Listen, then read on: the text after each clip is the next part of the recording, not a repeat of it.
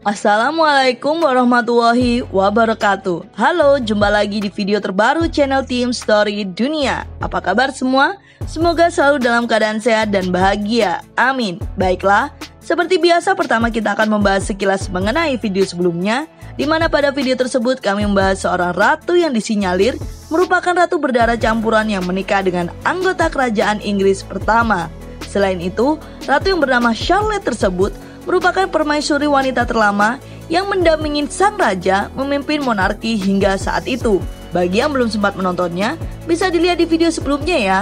Dan untuk video kali ini, kami akan membahas salah satu ratu yang pernah menjadi ikon kecantikan Prancis di masanya.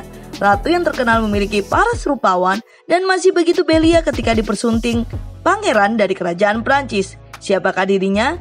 Dirinya adalah Marie Antoinette. Kehidupannya berawal dari kemewahan, namun berakhir dengan sangat tragis. Karena pada penghujung hidupnya, dirinya harus rela mencicipi guillotine dan dieksekusi di depan rakyatnya yang begitu membencinya. Penasaran dengan kisahnya? Langsung saja yuk disimak ceritanya. Namun seperti biasa, bagi penikmat baru channel kami untuk like, subscribe, dan aktifkan lonceng notifikasi agar selalu mendapatkan informasi terbaru dari channel kami.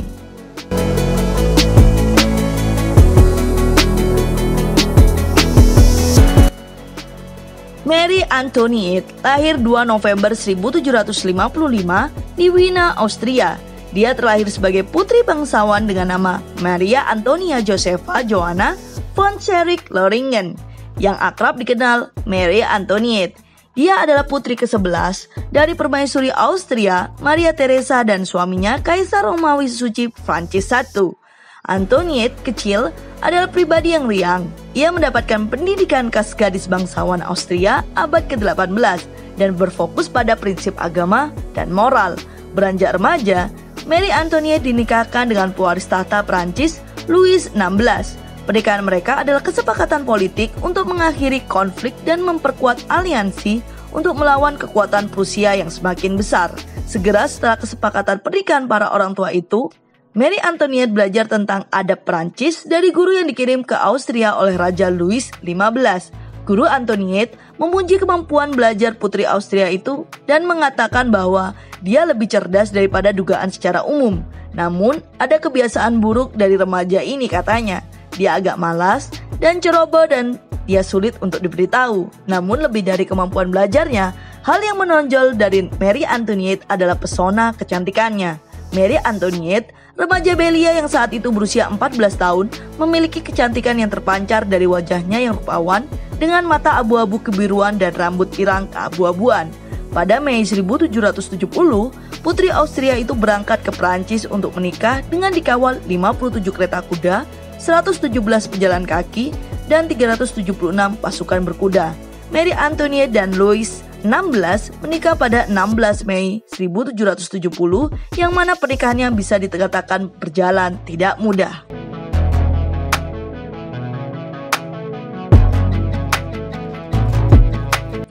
Marie Antoinette yang berusia belia tidak mudah untuk segera menyesuaikan diri dengan kehidupan pernikahan di negara orang. Sebentar di sana, ia sudah sangat rindu akan rumah dan kehidupan di Austria. Louis XV meninggal pada tahun 1774 dan Louis Auguste menggantikan ke tahta Prancis sebagai Louis XVI, menjadikan Marie Antoinette pada usia 19 tahun sebagai Ratu Prancis. Kepribadian Louis XVI dan Marie Antoinette sangat berbeda. Louis XVI introvert, pemalu dan ragu-ragu, pecinta kesenangan menyendiri, seperti membaca. Sedangkan Marie Antoinette adalah pribadi yang lincah, ramah dan berani. Ia layaknya kupu-kupu sosial yang menyukai perjudian, pesta, dan mode mewah. Ketika raja pergi tidur sebelum tengah malam, pesta dan pesta malam Marie Antoinette belum dimulai. Ketika Marie Antoinette bangun tepat sebelum tengah hari, raja telah bekerja selama berjam-jam. Setelah itu beredar kabar bahwa Marie Antoinette dan Louis XVI belum menunaikan pernikahan mereka. Jadi permaisuri Maria Theresa segera mengirim putranya, kakak laki-laki Marie Antoinette, Joseph II, ke Perancis untuk bertindak sebagai semacam penasihat pernikahan. Apapun nasihatnya, itu berhasil. Pada tahun 1778, Marie Antoinette melahirkan putrinya, Maria Theresa Charlotte. Namun, mulai tahun 1780, Marie Antoinette menghabiskan lebih banyak waktu di Petit Trianon, kastil pribadinya di halaman istana Versailles, hampir selalu tanpa raja.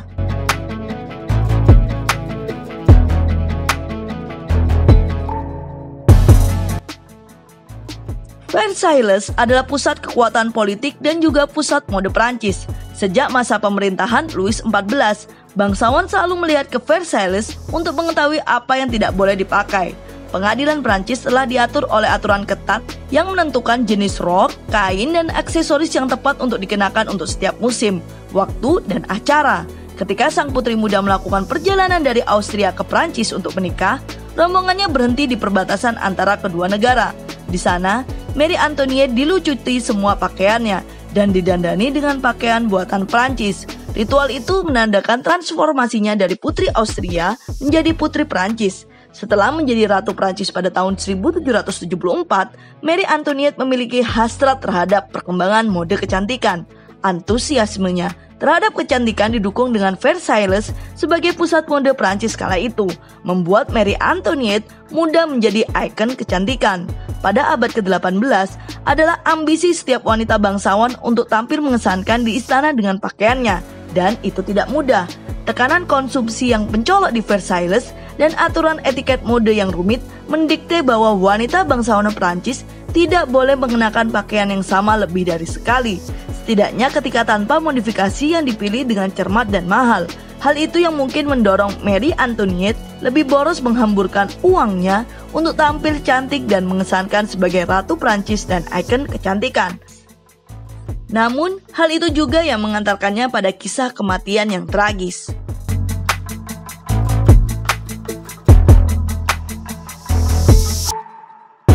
Selama tahun 1780-an, pamflet yang tak terhitung jumlahnya menuduh Marie Antoinette melakukan kebodohan, pemborosan, dan perzinahan. Beberapa menampilkan kartun cabul dan yang lain menjulukinya Nyonya Defisit. Marie Antoinette dijuluki Nyonya Defisit karena gaya hidupnya yang suka bermewah-mewahan. Ia sering berjudi, berpesta, dan membeli barang-barang mahal. Sementara rakyat jelata Prancis menderita karena kondisi ekonomi yang buruk.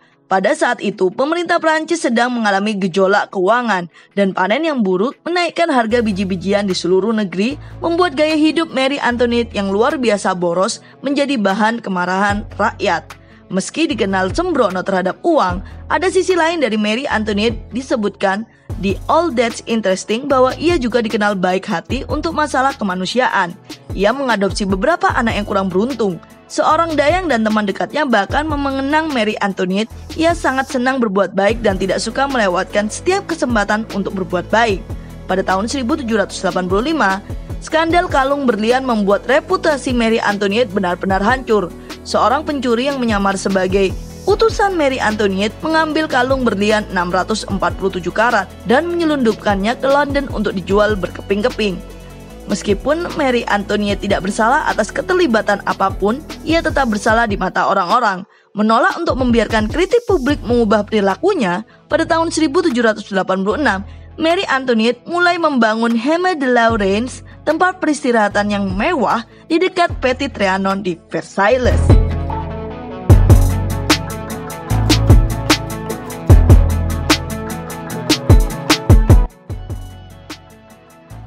Pada awal 1789, sebelum pecahnya revolusi Prancis, ada cerita bahwa Marie Antoinette mengatakan sesuatu yang semakin menyakiti hati rakyat jelata, yakni biarkan mereka makan kue. Begitu ucapan ejekan Marie Antoinette kepada rakyat miskinnya.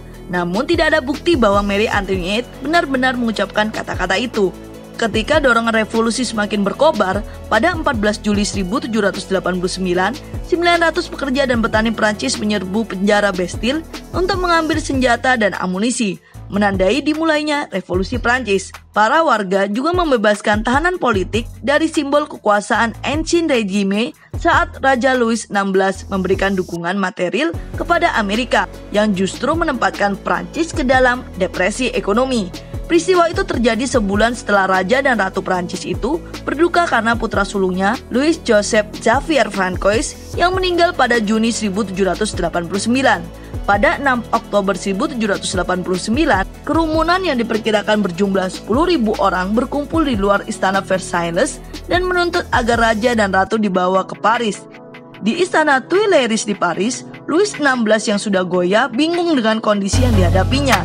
Saat itu, Marie Antoinette segera berusaha untuk mengatasi dengan bertemu para penasihat dan duta besar, lalu mengirim surat mendesak kepada penguasa Eropa lainnya, memohon mereka untuk membantu menyelamatkan monarki Prancis.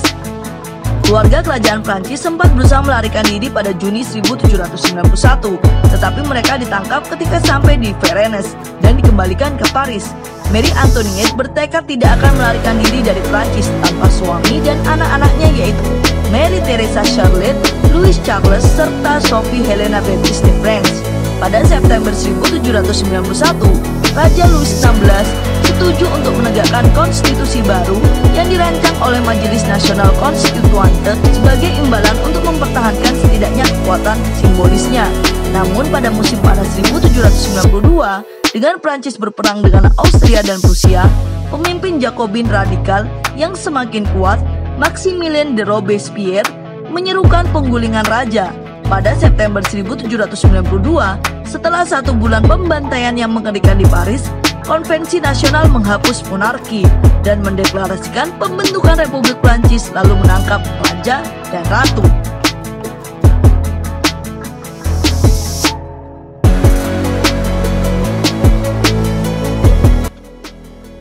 Pada Januari 1793, Republik Baru Prancis yang radikal tersebut mengadili Raja Louis XVI, menghukumnya karena pengkhianatan dan menjatuhkan hukuman mati. Pada 21 Januari 1793, dia diseret ke guillotine dan dieksekusi.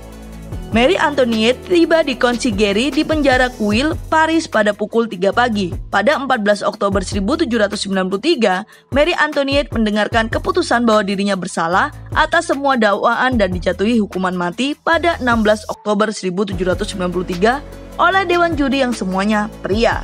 Marie Antoinette diseret ke pengadilan revolusioner dengan tuduhan pengkhianatan, pencurian, perbendaharaan kerajaan, serta pelecehan seksual terhadap putranya sendiri. Jaksa Fouquier Tinville mengatakan bahwa putra Marie Antoinette yang berusia 8 tahun, Louis Charles, mengaku telah berhubungan seks dengan ibunya dan bibinya.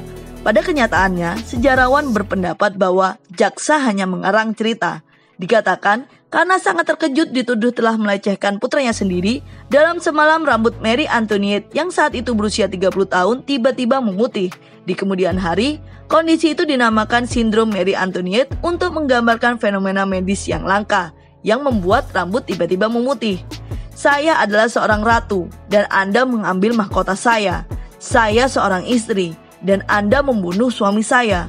Saya seorang ibu, dan Anda merampas anak-anak saya. Hanya darahku yang tersisa, ambillah, tetapi jangan membuatku menderita lama-lama. Kata-kata terakhir Marie Antoinette setelah jaksa membacakan dakwaannya. Sehari sebelum kematiannya, dikatakan bahwa Marie Antoinette menulis surat kepada saudara iparnya Elizabeth. Ketika Marie Antoinette telah menyelesaikan surat itu, dia menciuminya berulang kali. Kemudian surat itu ia lipat tanpa menyegelnya dan memberikannya kepada pelayan penjara. Namun disinyalir surat itu tidak pernah sampai ke saudaranya. Keesokan harinya, 16 Oktober 1793, Algojo Sanson datang untuk memotong rambut Marie Antoinette yang tiba-tiba memutih setelah putusan persidangan diumumkan. Pada pukul 12.30, Ratu terakhir Prancis dieksekusi dengan guillotine di Place de la Révolution yang disaksikan rakyatnya yang mengutuknya. Baiklah, itu adalah cerita tragis dari Ratu Marie Antoinette. Semoga video kami dapat menjadi hiburan syarat informatif. Nantikan video terbaru lainnya di channel Tim Story Dunia.